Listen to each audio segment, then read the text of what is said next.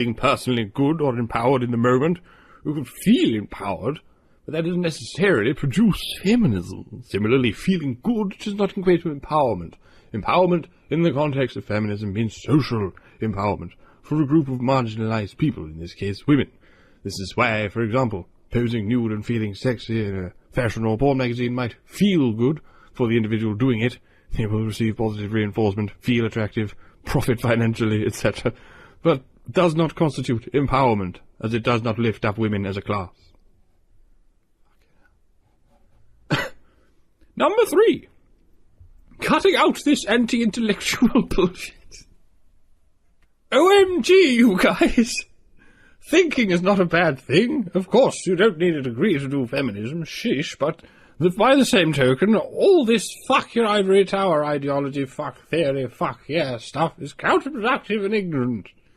There is no activism without ideology. Ideology is the body of ideas that frames a political movement. We need that. Otherwise, how the fuck do we know what we're doing? What's that? We're just taking selfies and shouting intersectionality at each other on Twitter? Good then. Fuck ideology, fuck movements, fuck yeah! Likewise, understanding the history of the movement is a good thing. It ensures we don't reinvent the wheel over and over again. It ensures we don't rewrite history, effectively erasing the work and activism of thousands and thousands of women who fought for the rights we enjoy today. Understanding how to think critically, understanding feminist ideology, understanding feminist history. These things are not for snobbish elites. These are things that are foundational. Otherwise we achieve nothing. And we are left blindly screaming slut power into the virtual abyss. Education and academia are not bad things. They are good things. They've been made inaccessible to so many people throughout the world and/or have left many of us with a crippling debt. But education is not the problem. The system is. Free post-secondary school is a feminist issue. Hashtag it. Number 4. Understanding that feminism is not about being politically correct. Please don't misunderstand me on this one. Being a feminist means one must be thoughtful about one's words and actions. Saying and doing whatever the fuck we want, whenever we want, is selfish, irresponsible, and juvenile. But our efforts to avoid being self-indulgent, offensive teenagers need not lead to political correctness. Being a feminist means you think critically about the world around you. You take nothing at face value and you question the status quo. You tell the truth even if that truth makes people uncomfortable. Change makes people uncomfortable. Questioning dominant ideology makes people uncomfortable. Being politically correct means making sure you don't piss anyone off. It means you toe the party line. That party line might well be a progressive or liberal party line. It might even be a party line that some have deemed feminist, but it's still a party line. The moment you stop thinking for yourself, start repeating mantras your peers repeat without thinking about whether or not the mantra actually makes sense, stop being brave, stop questioning the ideology and message behind popular discourse, is the moment you become not an agent of change, but a lemming. So many feminists today are scared to say anything controversial, and it's depressing as fuck. Young feminists are afraid to speak out or question popular discourse, lest they be labelled bigots or some version of phobe. Instead of pushing back, we've become pushovers. Dissent is a good thing. Your ability to think for yourself and to question ideas that are assumed to be correct is critical. Fuck being politically correct. Wow. Right. Number 5, not being ageist. At what point did ageism become acceptable in feminism? Oh right, the third wave. Okay, so I understand that rebellious teenagers want to "you're not my real mom" slams door their elders. But we are not rebellious teenagers, we are adults. And if you are a feminist, it is unacceptable to make second wave an insult. That is some woman-hating, anti-feminist ageist garbage. And if you want to pull that shit, congratulations, you're doing patriarchy. Keep your ignorance and keep perpetuating sexist notions as women who are no longer youthful, are silly, old-fashioned, prudish fuddy-duddies clutching their pearls all the way to the old folks' home, where they can stick to bingo. But know that you're no feminist. Older movement women know more than you do. And we aren't going anywhere without them. Number 6. Not accusing feminists of hating sex and men like it's a bad thing. Women are allowed to hate men and sex. Hating men and sex is perfectly natural. Men and sex with men has been a source of trauma for countless women over centuries. It is also perfectly natural to love particular men and enjoy having sex. None of these realities are things that should be used by feminists to insult, attack, or dismiss other feminists. By accusing feminists who challenge male violence of hating sex or hating men, you are reinforcing heteronormative garbage and feeding into stereotypes that say feminists are just angry because they aren't getting fucked enough. These tropes are connected to rape culture. It is the idea that men can fuck women into passivity or fuck them straight. It is the idea that only fuckable women are real women. It is the idea that women need men in order to be whole beings and to matter. That they only exist in relation to men. These are anti-feminist ideas. Whether or not a woman likes men or sex has no bearing on her worth, and whether or not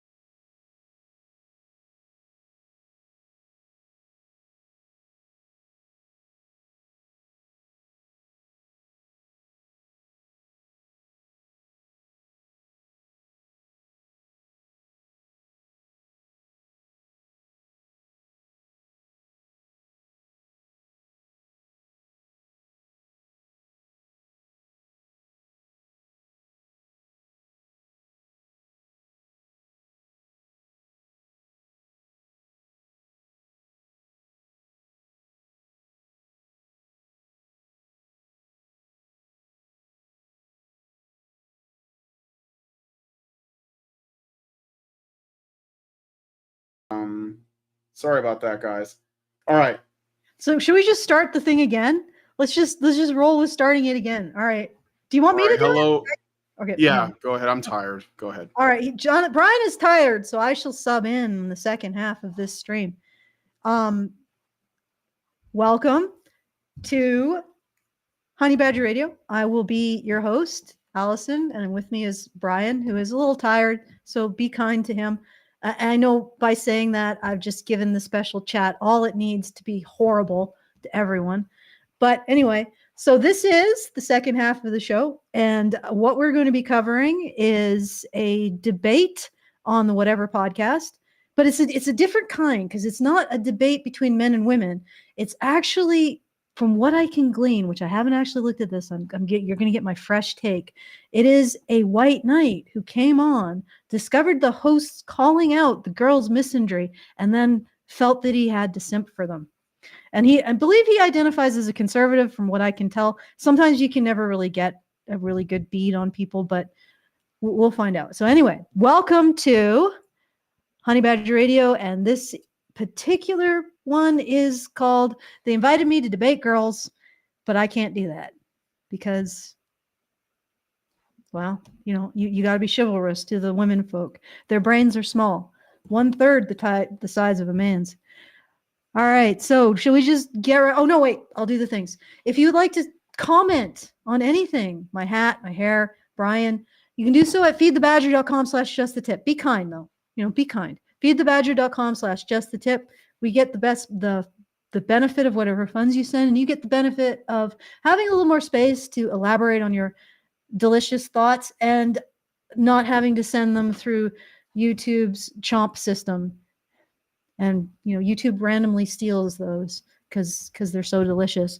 But anyway, feedthebadger.com/justthetip for that. And if you want to support the show, feedthebadger.com/support. Because the monthly fundraiser is available now. So let's get into it. Let's just start. All right. When I was brought onto the Whatever podcast, my role was supposed to be the guy who destroys all the women on the panel. I consider myself like a male advocate.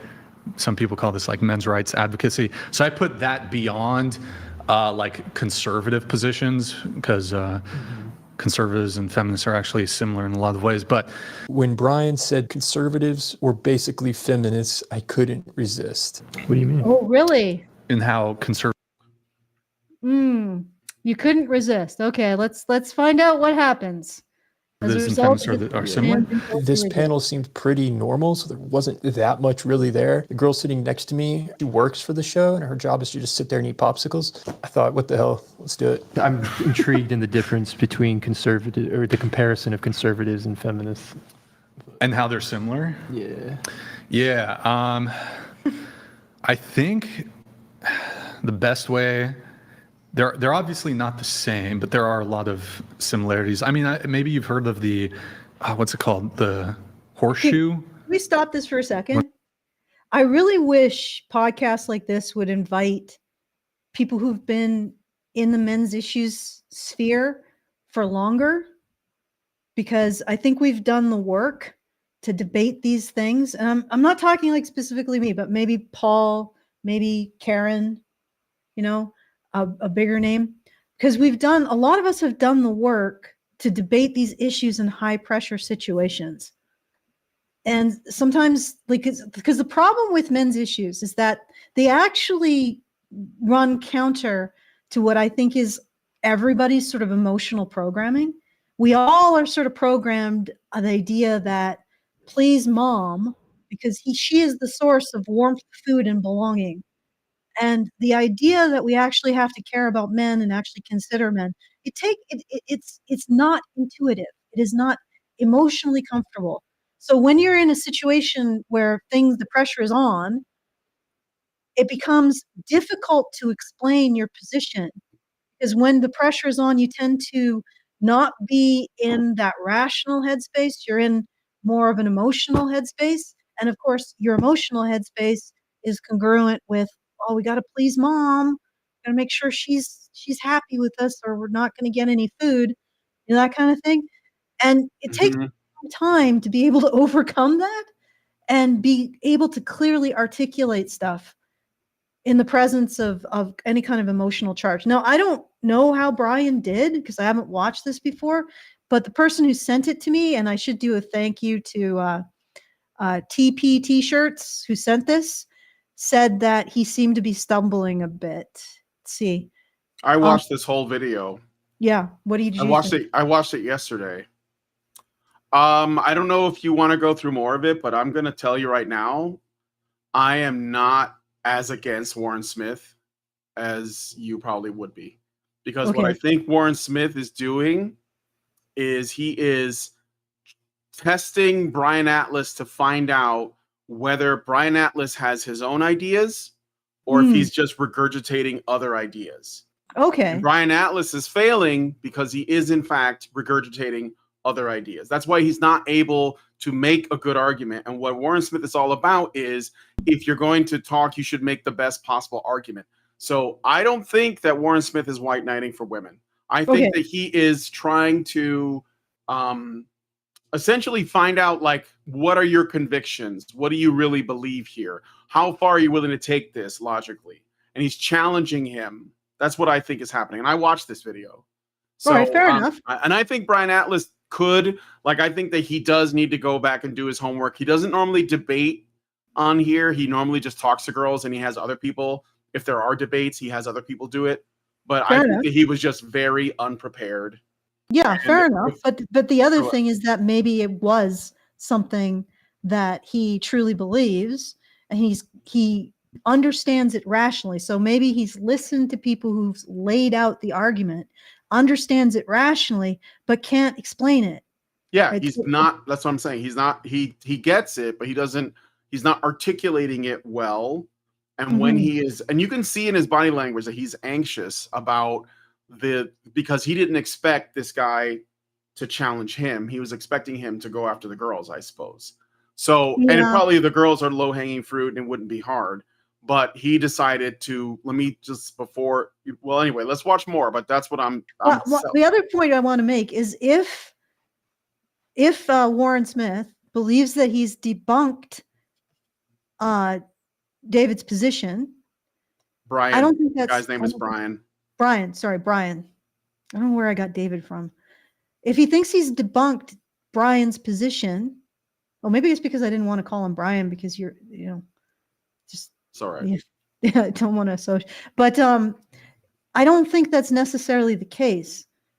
he may be in a situation where Brian wasn't prepared to argue it, but it still is a genuinely reasoned position. And sure, maybe Brian shouldn't have presented something he couldn't argue. But on the other hand, being ambushed, does that really say anything about the position? Right?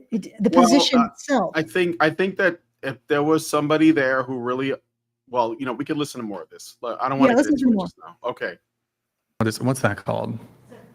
Horseshoe theory, where like the political spectrum, like as I could be misstating this, as you get to some of the extremes of like the left or the right, they tend to have like a lot of similarities actually. But I think like there's a component. Well, some people believe in horseshoe theory. I think it's bullshit, but I have a logical case for why. Yeah, well, the thing is that I'm not being like, I would agree that he's not being persuasive here.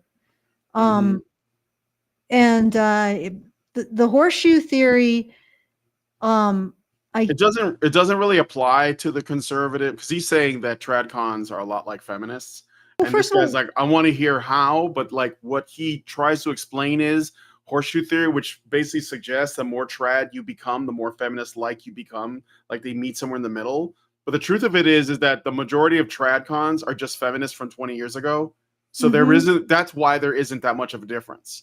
It's not because they're complete opposites, and if you go like completely opposite, you end up the same. No, that's not why. It's because they're not opposites. It's because you have feminism is way over here, and conservatism is like over here. It's like slightly like it's out there still, but it's not as far. Well, that's the argument he should have said, but he just lost the plot.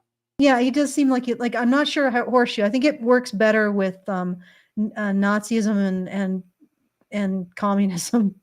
But in this case, if I could hazard a possible definition for conservatism as somebody who's sort of outside of it, conservatism would be the expectation, at least in our culture, that women internalize moral standards and live up to them. And also with a caveat that conservatism challenges women to look for authority in the man they marry rather than the state. That makes sense. Sure. Which but I mean, like, that's very, very rare these days, though. Yeah, that's why I'm saying that. Position is very rare. So yeah. I mean, and also a true conservative position. Can you really even label it conservative so much as evolutionarily functional? Like, you mean like normal and common sense? That's what like women are going to engage in hypergamy. You got something to it. They're going to seek out authority somewhere. And it's a lot more socially productive for them to seek it out in a man and then form a family, which is the productive unit of a society, than seek it out in a government, which will end up destroying or outcompeting men and destroying those productive units. Like it's just makes sense evolutionarily. But an alternative is that women could address their need for hypergamy. Their statements about being the table and him having to bring something to that table. That's basically hypergamy. Like, you can either deal with your shit, either you can overcome it, or you can accommodate it. But you can't ignore it, because then your shit comes out of the toilet and strangles you in the middle of the night. Okay, that didn't really work, but okay, let's keep going. All right, let's keep going.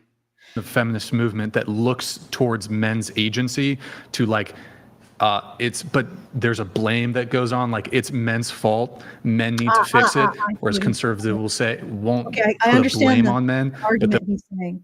Okay, feminism blames men for the situation of women. Traditionalism, or at least probably what is the distortion of traditionalism that we're seeing, also blames men for the situation of women, but they say it's because men haven't led them properly.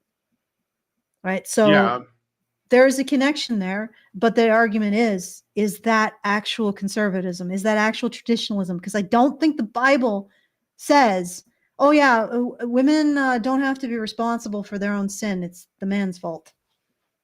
I think I'm not sure. I'm pretty sure that. Well, let's hear how he lands and what Warren's response is. They'll still say like agency falls on men. Men need to be the ones like fixing problems and like being responsible in like leadership positions in like wartime. And Apparently, if you think that men should step up in crises in times of war, that makes you a feminist. I reject Can the. I respond to that? Yeah. No, it just makes you an asshole. Like, I'm going to be freaking honest. Societies expecting sacrifice from men involuntarily don't deserve to exist, in my opinion.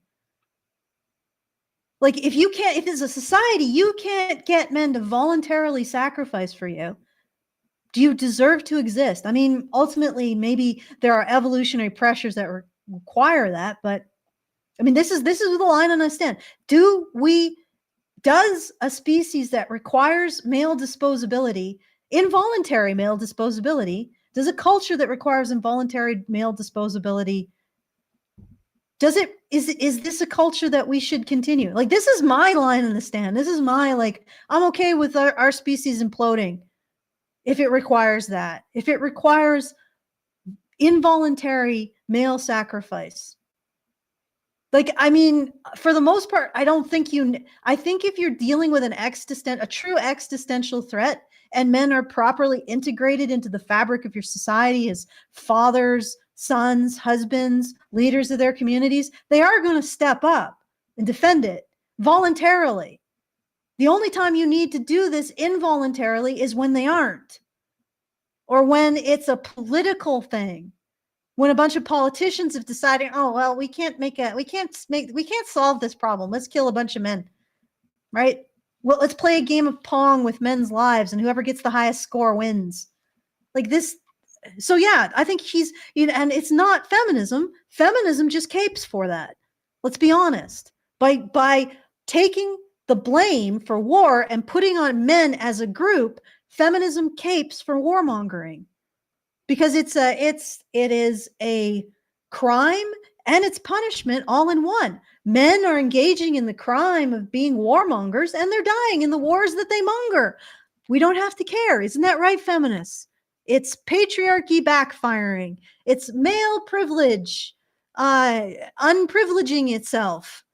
So that is the strongest narrative. Blaming the victim is the strongest narrative for ignoring the crime. And that's what feminists do. They cape for this. They aren't necessarily responsible for it. That's just political assholes. Okay. Mm-hmm. Do you have something Disposability you of wanted to say to males. that? No, Okay. it's okay. So I think, I'm against it. That's the only way I can answer your question. I don't think men should like die for strangers, basically. And on the surface, that sounds good, because who would? I don't want women to die for strangers. I don't want men to die. I don't want anyone to die for strangers, but that's not contending with the point that's being made. It's just kind of reciting these talking points. Okay, what is And contending? I reject the disposability of males. So wait. it's just. So he's against male disposability, and but I mean, look, in the real world, this planet, we live in a time where there is evil and there will be war. There's war brewing right now. That is not with something that we can avoid. And when it comes down to it, like, it's either going to happen on a massive scale or it's going to happen locally. Your property might be threatened. Your home might be threatened. Your family might be threatened. Your loved ones, yourself. So someone's going to have to do something, and I don't think women are cut out to do it.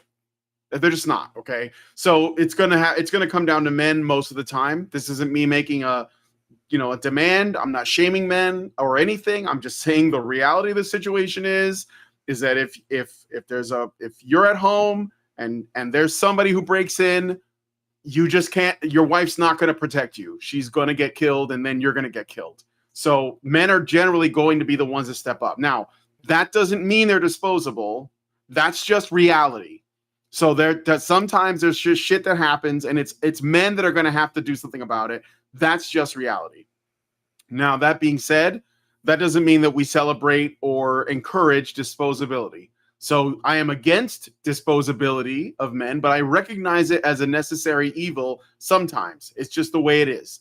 This is like the reason why men join the military, or they go into the police force, or they go into firefighting, or they go into forest rangers, or whatever, because they are like, this is what I'm made for. I'm going to do it. There's no shame in that. In fact, there's a reason why we extol it as, something heroic or great or inspiring, right? It's just a reality. But what I think Brian Atlas misses is that his argument makes it sound like we should not live in a world where men ever have to worry about sacrificing. And I just don't think that that is realistic. That's just how it sounds. And I think that is the argument that Warren Smith is going to attack. So what Brian Atlas should do is make a measured case and say, look, in the reality world, we don't want female cops because they're going to get more people killed than not, right? And then if anyone can argue against that, go ahead. So we know we got to live in the world, and the world is dangerous, and we need men to be the ones to protect people because they're better suited to do it. Period. That's the reality, okay? That being the case, we should probably really, really appreciate them when they do that, and we should honor that, and we should also try to, support that in a way that minimizes harm to men because, they are putting themselves in harm's way. But that would be at least to not treat them as disposable. You see what I'm saying? I think I do. All right. So the measured argument. Okay, you can't, but what I'm saying is you cannot make the argument, I don't want to live in a world where war exists or I don't want to live in a world with war because we will never live in that world. So you have to build the case in reality that we live in a world where there are evil people and they will try to hurt each other. And so how do you manage that? Do you just put women in the field? No, because they're going to get themselves and men killed. So what is the best possible outcome without being unrealistic? Okay, well, again, voluntary, but also, yes, of course, this is okay. There is a difference between a society recognizing that the sacrifice of men may be made necessary and that it is unworthy of that sacrifice if it does happen, and that it can never, ever apologize to men or express enough gratitude to men to make up for that sacrifice ever, and a society that believes it is owed men's sacrifice, that men should have to live up, that men should see their identities in being sacrificed. You see the difference? Yeah. One is that society has to engage in something that is absolutely deplorable, right? That it has to sign off just because the alternative is destruction of everyone. But it knows that it can never express enough gratitude towards men, enough apologies towards men for having to get to that point. So the blame rests on society, and society does not ever say that this is owed, that it is owed to them, and that this is men's identities. Okay, men don't have to prove that they're capable of protecting anyone. They are. People should prove that they've only requested men's protection when there was no other alternative. Yeah.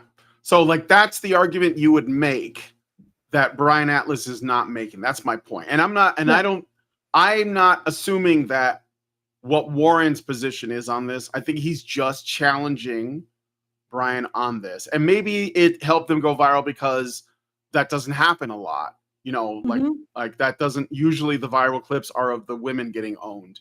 Yeah. So even if let's just look through this again. Even if you say that men's sacrifice is probably something that is unavoidable, okay, there is a difference between saying a society saying this is something that shouldn't happen.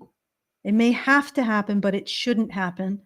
And if it does happen, it is our failure. It's not men's failure, right? Yeah. It is not men who fail if they don't live up to this. There's a difference here, and I want to figure out how to articulate it simply in a way that someone could when they're under pressure. And I haven't yet, but I'm going to figure that out. I'm just saying that there's a limitation here to how I'm explaining this. And No, there's a simpler way to explain it. I get it. But, yeah. Okay. I think it's a pretty coherent worldview. I agree with you. Males should not be disposable. Not wanting men to die is not a worldview. Treating that like a worldview is what we see from the far left when they say, well, I'm against poverty. That's my worldview. Males should not be disposable. But I mean, within your worldview, aren't they? No, we're taking a specific hypothetical, whether it's Brigadier Nicholson or the Titanic, and saying, if you were in this horrific situation, what is the least bad course of action? To the mic if you can. That doesn't mean I think actually the least bad course disposable. of action with the Titanic probably would have been families first, to be honest, because there was a lot of delays in separating families. There was a lot of delays when it came to women not wanting to be separated. They probably could have saved significantly more if they hadn't pursued the women first. But because they were lowering lifeboats half full. Okay, let's keep going. All right. Like kind of reciting these talking points when I try and present logic. Just to be clear, I don't think they're disposable, but I think society thinks men are disposable under both yeah. Okay, but the other thing is that this is different than the left talking point. When the left says poverty, right, they are actually putting the onus on another person to actually save people from poverty. So it's like, okay, poverty is not having a muffin. Then they go to a person with a muffin and take away half and then give it to people who don't have a muffin. So they're actually imposing on another group of people. When he says men shouldn't be treated as disposable, he's saying we should consider the situation of the people that we're imposing on. Like you're taking something from men. When you treat them as disposable, you're taking something from men. The left point is the people who have something should have to give it up. You see what I'm saying? The difference? I think that the reason why, I'm not taking his side per se, but I'm trying to explain his position is to say like that, I'm against poverty is kind of like it's a bit of a silly statement because there would never be a world without it. And to say that is to suggest that there are people who are for poverty, that you're just taking this position that nobody takes an issue with, right? And you pretend like it's your position. So when you say that I don't think men should be disposable, I think that Warren thinks that nobody really wants to see men as disposable and that is the same kind of sentiment. Now, I get where you're coming from, but again, Brian doesn't make Actually, that I would argument. disagree. I don't think that everybody really does care about men not being disposable, because a lot of people will demand that men take an identity from their sacrifice for others. I get it. I'm just saying that's what he would say. I'm not saying that that's what I say. Okay, That's no, what I know. I I'm just think- that I'm arguing okay. against what you think he would say, right? Yeah. And Brian again could be pushing back on this idea that rather than being a crime, and the thing is that war is a crime. It may be necessary, but it's horrific. Right? Yeah. It's never justified. I mean, it may be necessary, but it's never justified. And you can understand that something is horrific, that you still have to be able to do it occasionally. Like it's still an unavoidable, but also recognize that it's unavoidable. You can recognize something is horrific and recognize it's unavoidable. Okay. And I think that Brian is saying, men being disposable in some circumstances is going to be unavoidable. It's still horrific. It still violates the principles of being human. Right. And you can recognize that, again, male disposability is unavoidable in some circumstances without seeing men as only being good if they're disposable. Do you see what I'm saying? Yeah.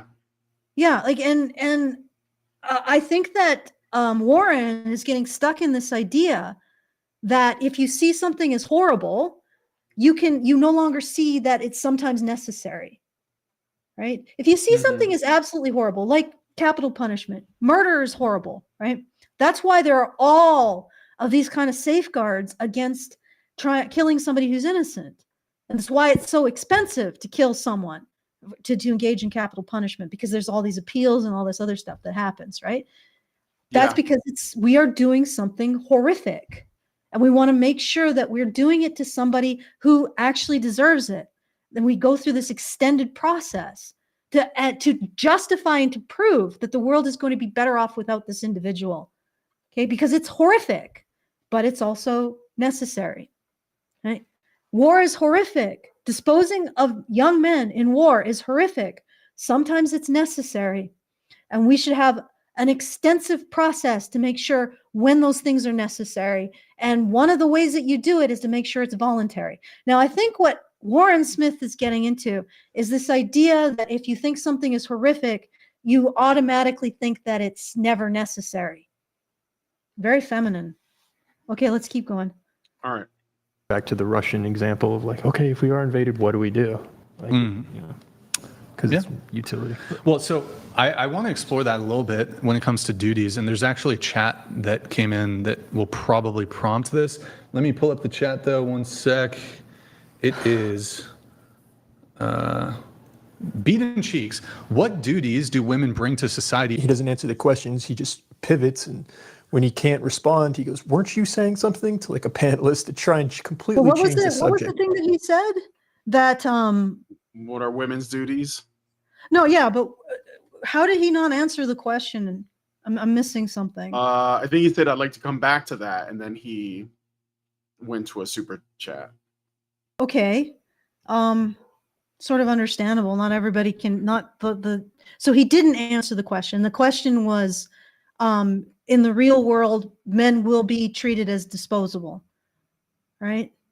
And Brian didn't answer that question to Warren's satisfaction. Like, and my answer would be, yeah.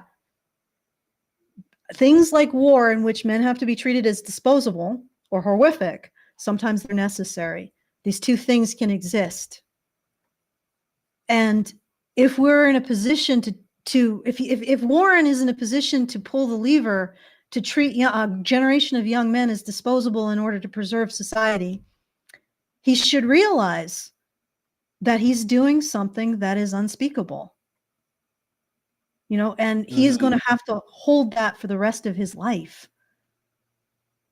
That he has done something that is against every principle humanly possible. And if you can still do it while recognizing the absolute horror of it, then it's probably a situation in which it was necessary. But if you are the one pulling the lever, Warren, you should spend the rest of your life in atonement. Okay. All right. If there's a war, And let's say there's a repeat of D-Day. If we don't go, if we don't, who will then? yeah. Can there be a necessary war? So I tried to point that out with a specific example with World War II. Well, it's interesting. I mean, maybe I'm being a bit pedantic here. I think the United States involvement in World War II is a bit overstated. Like Russia would have wiped the floor with Germany. But One day there will be more conflict. So what do we do when conflict does arrive is the question. When does sacrifice become valid? Brigadier Nicholson, for example, at Dunkirk, they said draw the fire, they gave that command knowing 13,000 men were committing suicide. Had they not done that, they would not have been able to save 300,000. They have lost almost their entire army. Was that the right call? Well, but here's the thing. Again, something horrific doesn't mean it isn't necessary. But the point is that you have to know you're right, or you're doing the right thing, or that there is no other alternative. Because you're going to have to live with that for the rest of your life. And you should. And there shouldn't be anything easing that conscience. There shouldn't be anything like, oh, well, he's not a real man unless he sacrificed for his. No. I Just would live with it. have just asked him, if a man doesn't sacrifice, does he cease to be a real man? I don't know what Warren would say, but I wouldn't presume that he would say that he's not. I'd let him tell me. Yeah. Well, I mean, again, yeah, maybe he's just trying to point out well, I can only go with what he's presenting, right? Mm-hmm. But I think that this is not, again, like I would agree that Brian isn't responding in a way that's really coherent, but I'm providing the other half of the response, like the other Right. part. Yeah, I know. But I think that Brian should learn something from this, because I think this is the what will come out of this is that he will probably be a better debater on this topic, because I think generally he isn't Yeah.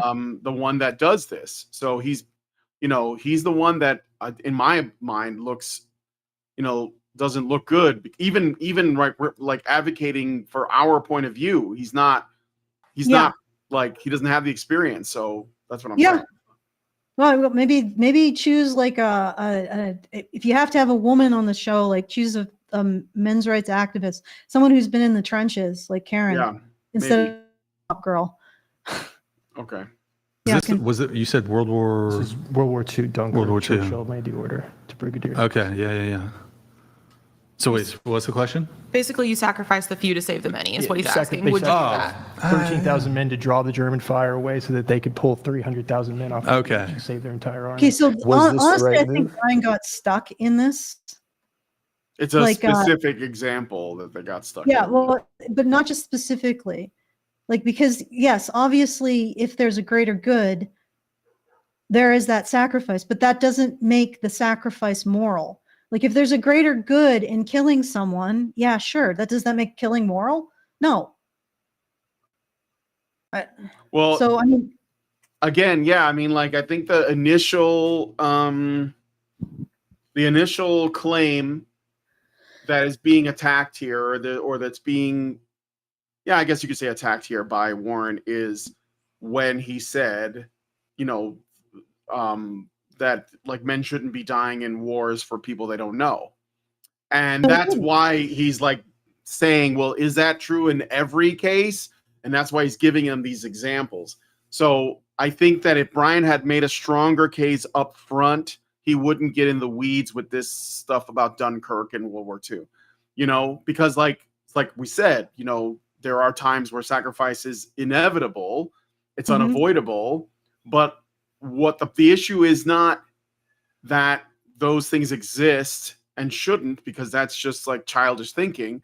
The issue is that we don't have the appropriate amount of reverence for yes, when it is, when it's on that's the idea that it's on the table. So like right now, Ukraine and Russia, there's Ukrainian men in their 40s and later that are being sent off to war, and they don't want to fight even. Like, a lot of them speak Russian, like the ones that are close to the border.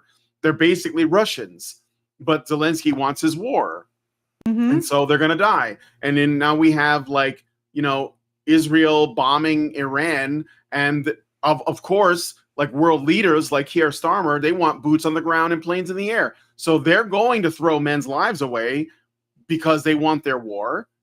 And I think that you can make the case that it's on us as individual citizens of our respective countries to love men enough to not want that, to see that as horrific as it is, even as a last ditch, and that we shouldn't be for this. Now, fortunately, I think a lot of men, especially young men, are waking up to that, and you can see that they're, for a long time they've been like, I'm not dying for this country, and I can't blame them for that. Yeah. And yeah, if it comes down to it, they might have to conscript, but fortunately that hasn't happened yet here. And I hope but again, there's a huge, the thing is that what are you sacrificing for? A government that has absolutely no sense of accountability to anybody. It just keeps spending and spending and spending. Right. And you're ultimately sacrificing for the debt-based system to make sure that, I guess, your government has the debt hot potato last. But it's like, this is the thing. Like, yes, male sacrifice probably is an inevitability. And it probably is. That doesn't mean that men should be judged. Like, the way I see it is, young men Okay, like my dog is a German Shepherd, right? And we originally got him because we sort of wanted protection, although he's more useful as like an alert because he's actually warded off thieves and deer. I know that sounds weird, but deer are so stupid, and they will actually run in front of a car. And he's barked. There was a deer that was running directly towards our car, and we were slowing down, and the deer was slowing down with us. So to make sure that it hit the car. And you know why they do that? It's because they want to run across the path of the predator, so the predator overshoots and has to redirect and they can escape. But the problem is they don't realize how fast a car is going. So they move towards the car. They're changing the speed so that they can get hit right in front of the car. And then they get hit by the car. And that we were like watching this in slow motion, this deer coming closer, and we're like, oh God, we're about to die. And then the dog wakes up from the back seat and starts barking his ass off. And the deer's like, okay. And it turns around and leaves. And I think he probably saved our life, or at least saved our car. But anyway, so he's like a protection animal. And I know that's in him because he's a German Shepherd. You know, if somebody threatens us, he's going to lay down his life probably to protect us because he loves us and he's part of our group. But you don't want that to happen ever. Right? You never want to have that happen. And that's the same way with young men. They have exactly the same instinctual structure to sacrifice themselves for the benefit of the group. But you never want that to happen, ever. They'll just tear your heart out to have it happen. Yeah. Right? I mean, it might be necessary, but you don't want to go into dangerous places. You don't want to, pay or bet on your dog to go fight another dog. You don't want to exploit that part of your dog. You don't want to exploit that part of young men at all. And you don't want to only see their worth in terms of living up to your exploitation of that part by saying, oh, you're not a real man unless you lay down your life. You're not a real man unless you get into a pit and fight another man to death for some chick. You just don't want to do that. And you want to be horrified by people who do that and who are blithe about it. And you don't want those kinds of people anywhere in power because they're horrifying. They're just as horrifying as somebody who doesn't give a crap about getting a protection animal and going into an area that's extremely dangerous and the dog dies trying to save you. And you're like, oh, well, I'll just get a new one. Who cares? That dog's only worth to me was the fact that he could protect me. Like, that's sick. And it's the same thing with young men. And again, maybe it is necessary. Maybe one day, God forbid, we're in a situation where it's the dog, we're under threat, and my dog has to sacrifice his life to protect us. I almost would rather die now than have my dog die. But maybe that happens. But I sure as hell am not going to invite it. Right? I'm not going to I'm going to do it. I'm going to send my dog off to war to pay my debts. Like, and this is a dog. We're talking about generations of young men. And the attitudes that people have to this is that these young men owe it to society. No, they don't. They absolutely do not. They don't owe it to anybody who isn't going to be absolutely, for the rest of their life, horrified by the fact that it had to come to that they have to bury their young men because a war broke out because they failed. And they're going to live to their graves realizing they can never, ever express enough gratitude to the young men who sacrificed themselves. Never, ever apologize enough to young men for even asking it of them as they're burying them. That's the difference. Yeah, maybe it's necessary. Maybe one day young men will have to sacrifice to protect their society, but they damn well shouldn't be protecting one that thinks that they are owed. Okay. I got feisty. I wouldn't necessarily get feisty, but sorry guys. I didn't get a response on that. Yeah, I mean, I do think there's a component of masculinity where it's like that's what I'm talking about. Well, where you're like sacrificing. Well, she was making the Wasn't point necessary. There's one right move on the Would chessboard. you let him Yeah. finish? Don't make this move. You lose your army. Oh, you Not lose about your what was entire going through their army. minds when the bomb. Sure. Okay. Well, now we're getting away from the Titanic example, though. Can we go back to the Titanic or something? It's The guys who stormed I'm Normandy, sorry, it wasn't Brian, about. I'm really not liking the way Warren Smith is conducting himself here. Okay. You don't have to apologize to me, but let's hear him out. I don't know what the edits are in this either, like because Well, it looks this like is it's his not, video, so presumably yeah, it he's is. editing No, it. I know he's editing it, but I'm saying the full podcast is like 7 hours long. Yeah. Because whatever podcasts are like, I mean, I would if I had to be the fucking producer on these, I would Let me expect 6 put it fucking another way. figures, is what I'm saying. So Let me elaborate yeah. on the dog man sacrifice thing. All right. Now, it may, like I said, it may be necessary for my protection dog to sacrifice his life, but I'm going to make sure he has a really good life and that he feels valued and that he feels like his needs have been taken care of, you know, like for play and food and stuff. And then I've treated him as best I can. And again, I don't know. For me, it'll be a toss up because if somebody menaced my dog, I know it's funny, you know, you get a dog, you're like, oh yeah, things are going a little crazy. Maybe we do need some protection. And then you get a dog and the whole world sort of changes. Your whole world changes. And now that should be the attitude. Young men don't need to prove anything to us. We need to prove something to them. We need to prove that we're worthy of them, of their sacrifice. That's the difference, I think, ultimately. I mean, I don't know where Warren Smith specifically lands, but that's the ultimate difference. If it's necessary, if male sacrifice is something that is unavoidable, then we should see ourselves as making ourselves worthy of it, right? Rather than seeing men only as worthy if they sacrifice. There's a big difference there. And maybe that's what Brian is trying to get at, which, yeah, he's sort of fumbling. But anyway, let's keep going. An individual, it's about something much larger that I think is deeply ingrained within them that caused them to be willing to do that, and we can't grapple with that today in the same way because we've kind of lost that. That was.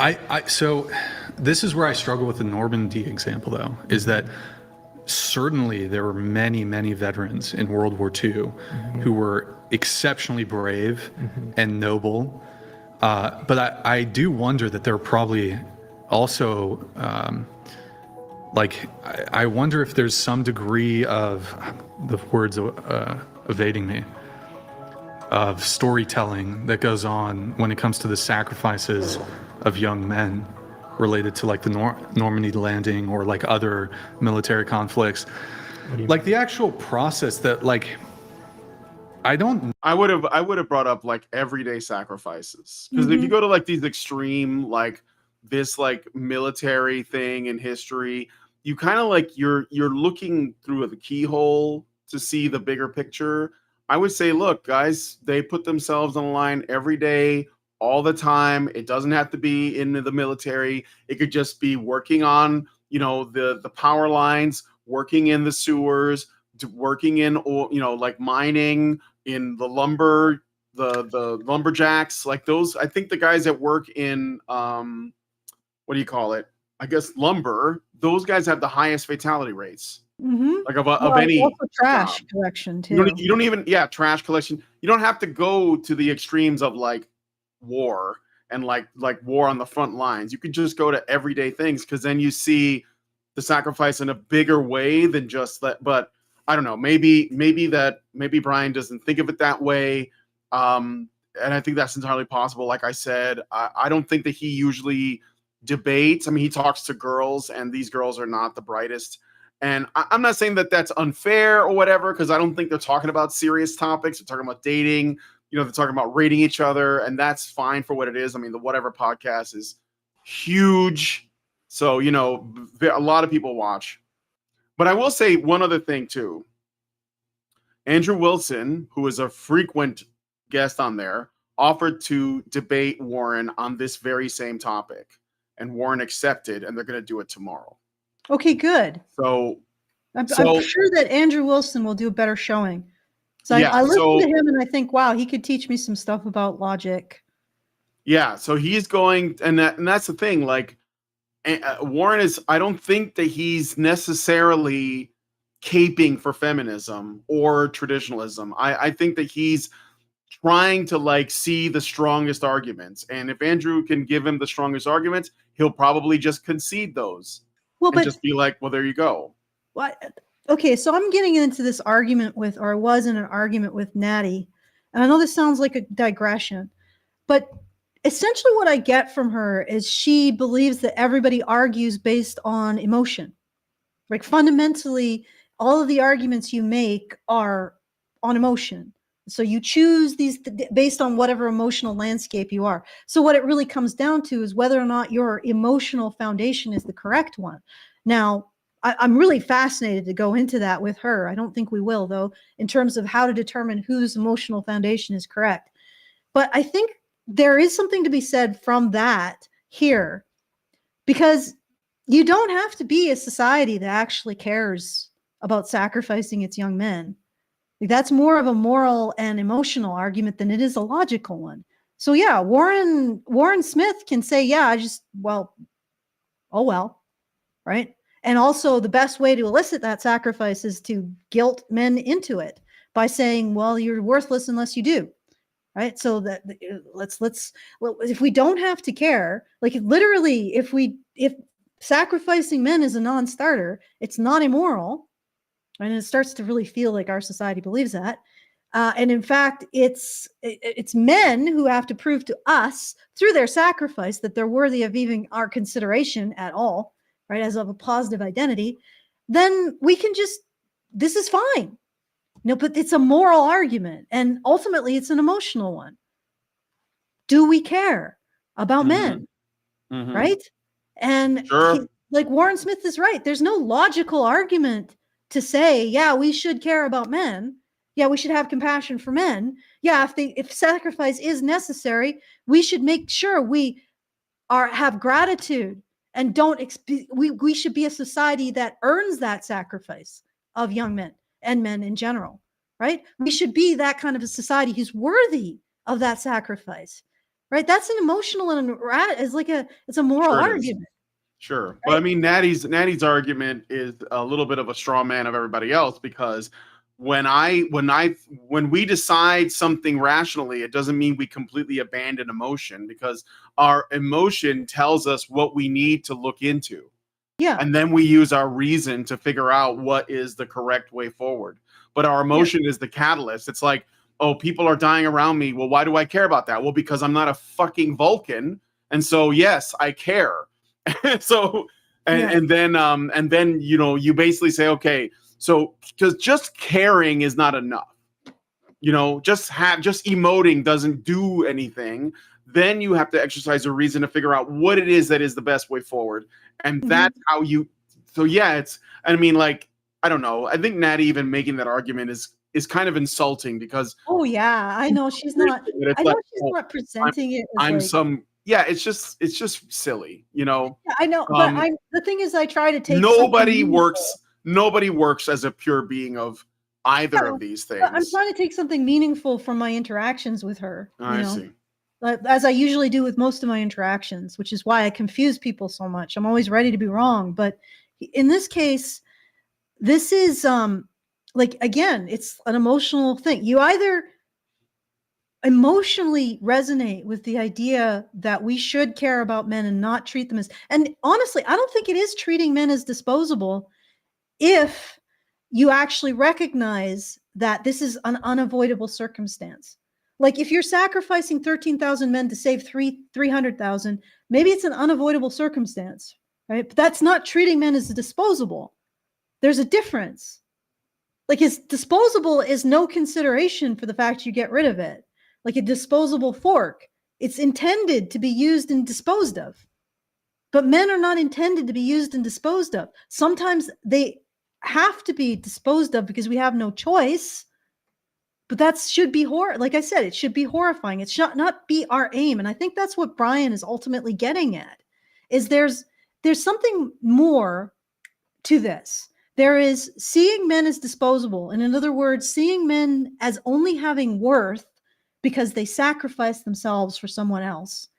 And recognizing that sometimes that sacrifice is necessary and honoring men for being the ones who usually do it. It's a big difference. And I think the second is not treating men as disposable. It may be recognizing the necessity of male sacrifice, but it's not treating men as disposable, because it's not treating men as that is their primary reason for existing. Okay, let's keep going. All right. Know if like during the like say somebody was shot during the Normandy landing and then they like live for another like 30 minutes and they're bleeding out and they're dying. I'm not sure if like what's going through their head. Yeah, war is bad. Yeah, I don't think it's a debate about was Vietnam a valid war or an examination of any past wars. I don't disagree with you. And now I'm in fucking... What's your point, though? My point is that we perhaps not trying to make romanticize the glory of war. And I do think there's plenty of men who are brave and they go out fucking guns blazing, and that's badass. But okay, but let's let them finish here. Yeah, it's just hard because Warren interjects, and then you want to respond to that. Well, I think that, but Brian is kind of going a little bit on a tangent, like talking about like guys that glory and all of that. It's but he's like Warren's. We understand that there are some men that have like a different idea of what war might be like, but again, the fact that we're even talking about war when it comes to sacrifice is already a bit of a straw man. Because most people who make sacrifices are not doing it on a battlefield. They're just doing it every day. They sacrifice their time, their money, their resources, their bodies in other ways. But like we got stuck on this because, well, I don't know who started it, but I would have basically made it about something broader. But we're in this room now, so I think like probably the majority of men who die in war, it's like cold and alone in some trench in a foreign territory or whatever it is. I agree. And it's not glamorous and there's no glory or they're literally just they're fucking smoking a cigarette, they're eating their ration, and like fucking a shell just implodes their face and they're dead instantly, and there's not even a thought process of like glory or anything. Like their sacrifice to the country, that should be respected, but in that moment, on the individual level, I don't know. I don't see it. I think you're right. Yeah, if a bomb lands on your head, you're not going to think about much.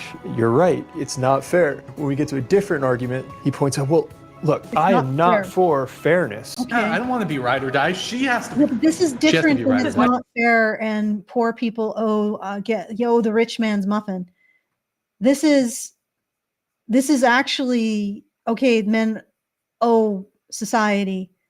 Like you're saying, oh, it's not fair. Well, yeah, but you're taking something from someone here. It's different. Like the poor argument with the liberals is an excuse to take something from someone.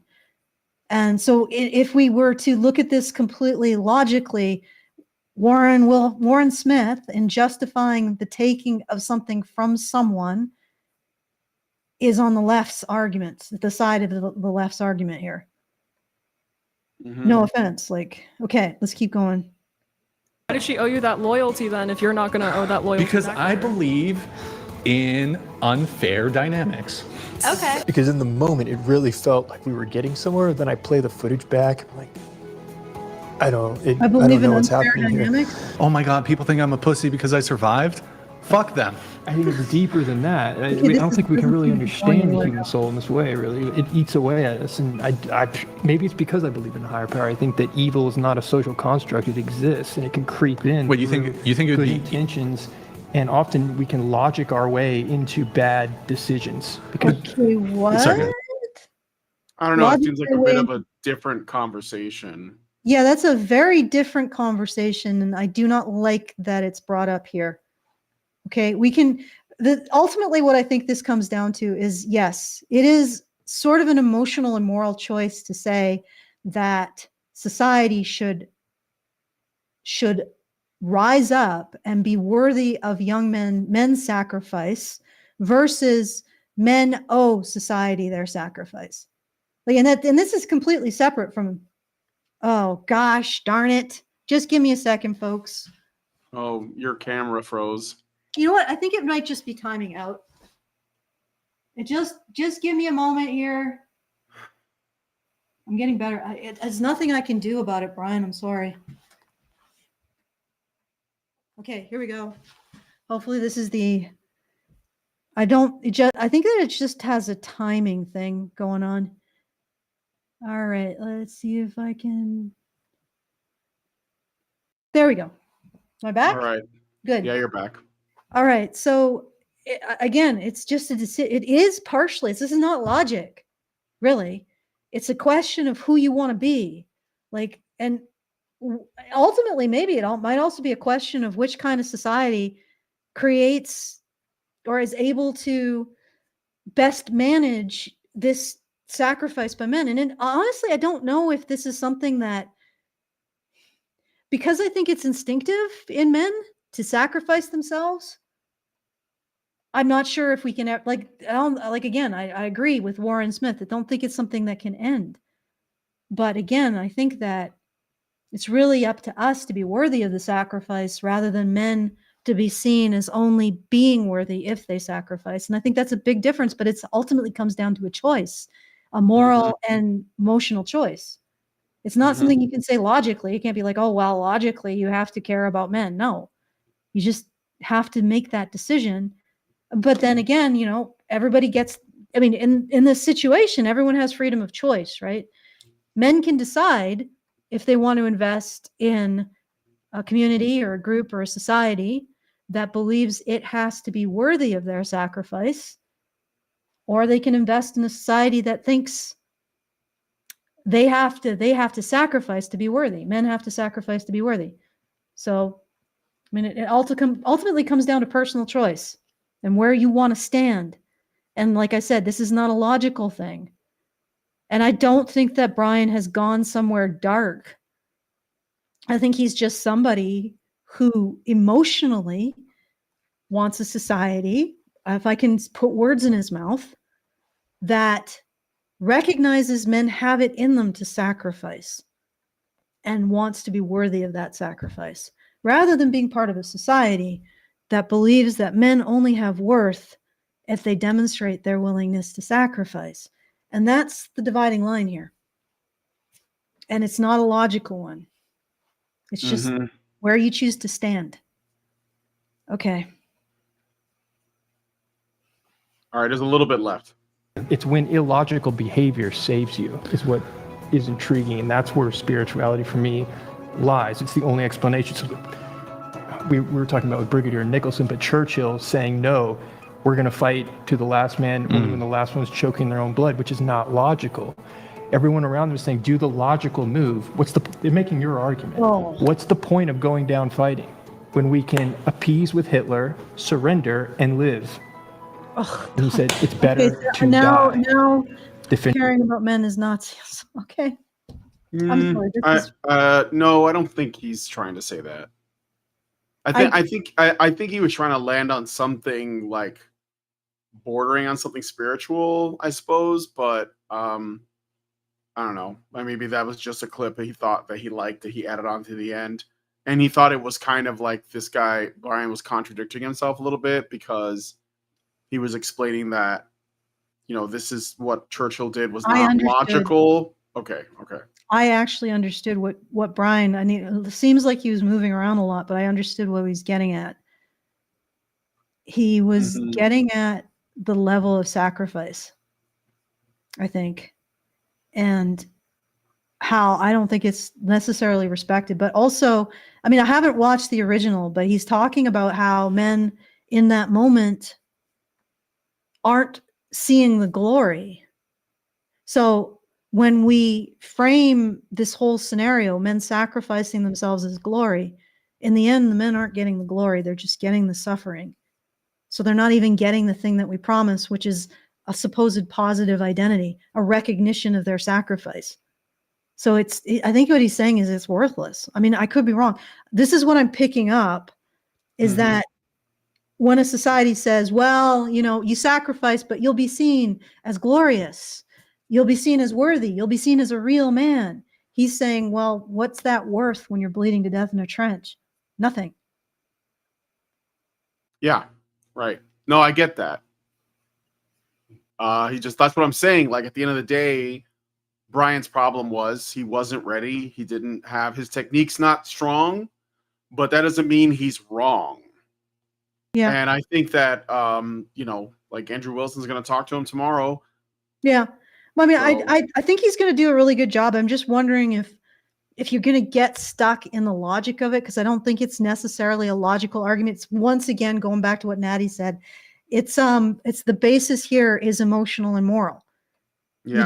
You're just somebody who resonates with the idea that society needs to prove itself worthy of men's sacrifice, or you're somebody who resonates with the idea that men need to prove themselves worthy by sacrificing to society, for society.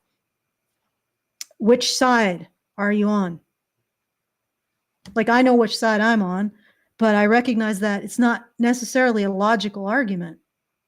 I can't make a logical argument for why you should be on that side. Because there is no logical argument. It comes down to, do you care about men? Right? And are you also willing to take some responsibility for society as a woman? Because that would be women's responsibility, is to make sure society is worthy of men's sacrifice, in my opinion. Yeah, sure. Okay, so it's been a long video. time. Yeah. Okay, so once again, and we didn't get any super chats or super chats. I guess it's just been really a slow day. Yeah. Wow.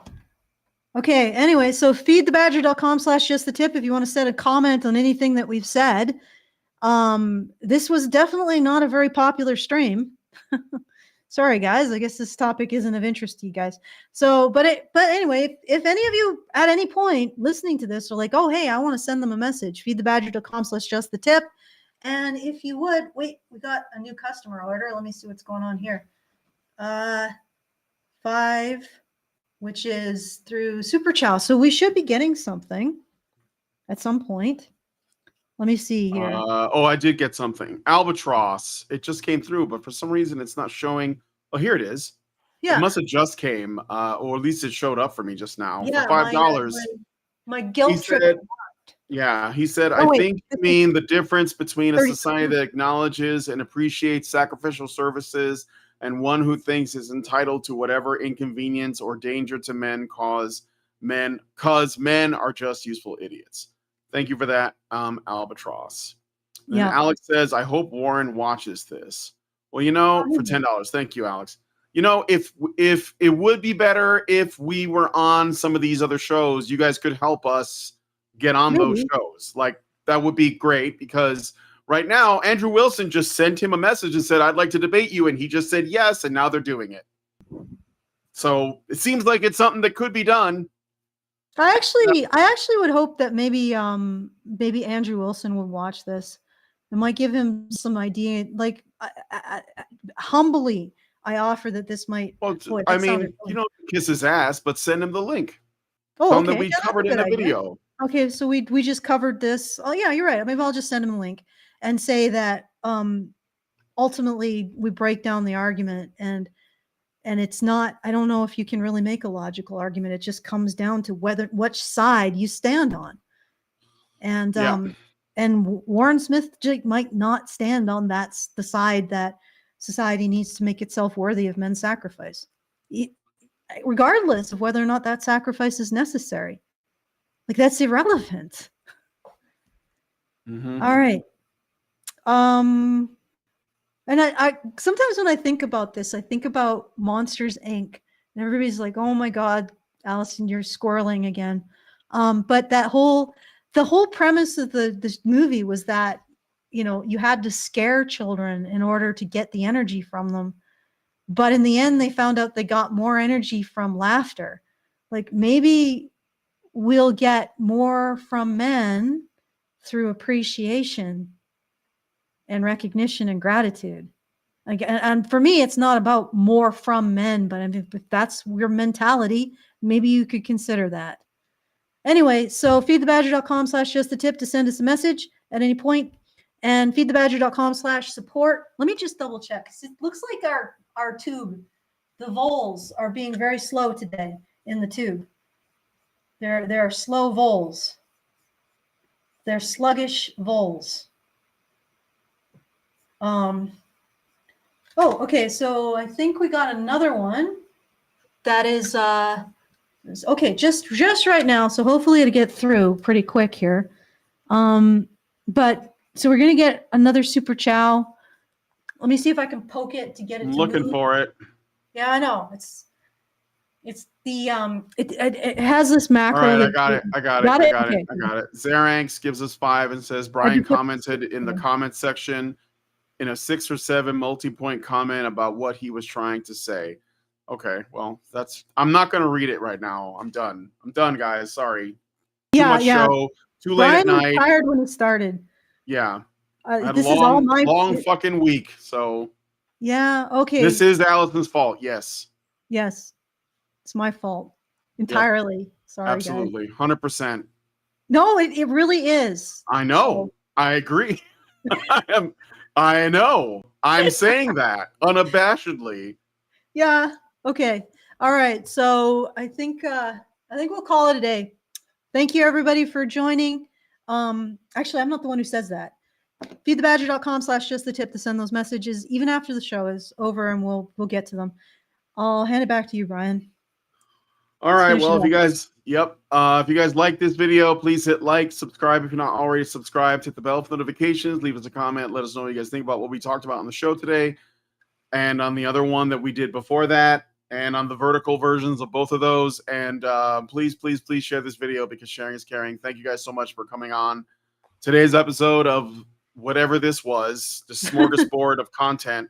And we'll talk to you guys in the next one. Men's rights activists are machines, dude. Okay? They are literal machines. They are talking point machines. They are impossible to fucking deal with, especially if you have like a couple dudes who have good memory on top of that too. Holy shit, you're fucked.